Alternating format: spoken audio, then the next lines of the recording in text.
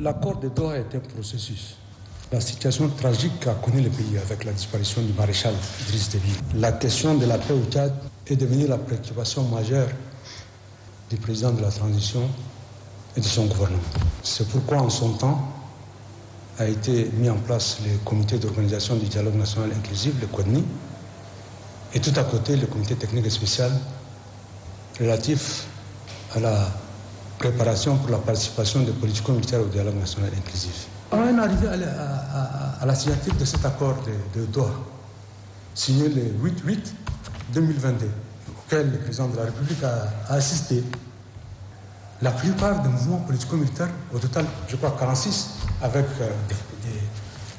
des observateurs parmi eux, ont signé le document. Et ce document-là prévoit la mise en œuvre du comité de concertation et de suivi de la mise en œuvre de l'accord de Doha, juste après la signature de l'accord de Doha. Nous sommes venus et nous avons entamé le dialogue national inclusif. A pris son temps. Nous avons sollicité depuis Doha qu'on essaie de mettre en place une structure pour accueillir les politico-militaires. Heureusement que les dispositions ont été prises du côté de la présidence et du côté du CODNI.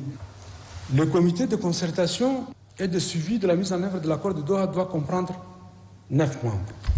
3 membres du gouvernement tchadien, 3 membres du côté des politico-militaires et 3 membres du côté de la communauté internationale, dont le Qatar, qui connaît le dossier, et nous avons en son temps, à Doha, suggéré à nos amis qataris de choisir les 2 autres membres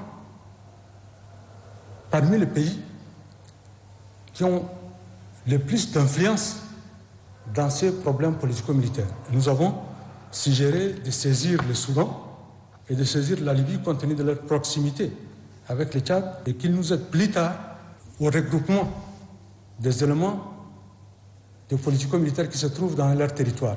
Et cet accord laisse une latitude importante d'ouverture pour que les autres mouvements politico-militaires qui n'ont pas encore paraphé peuvent les parapher. Et c'est un effort à faire du côté du gouvernement pour faire en sorte que notre pays retrouve définitivement la paix et il va dans le sens du développement avec tous ses fils réconciliés. Cet accord le prévoit. Donc cet accord, il faut le préserver. Je lance un appel au gouvernement pour qu'il fasse en sorte que ce comité-là puisse se retrouver le plus rapidement. L'accord de paix de Doha, c'est un accord du gouvernement, certes. Mais les parrains, les garants de cet accord, c'est le président de la République. Initialement, lorsqu'on pensait au point focal, on pensait qu'on doit créer ce point focal-là à la présidence de la République. Je souhaite de tout cœur que cet accord-là aboutisse. Je souhaite également, en ce mois béni de Ramadan, que notre pays retrouve la paix. La vraie paix, la paix sincère, la paix de cœur et d'esprit, que tous les Tchadiens se réconcilient, que ceux qui sont à l'extérieur acceptent de venir ici, que ceux qui sont à l'intérieur également s'ouvrent dans la transparence pour gérer notre pays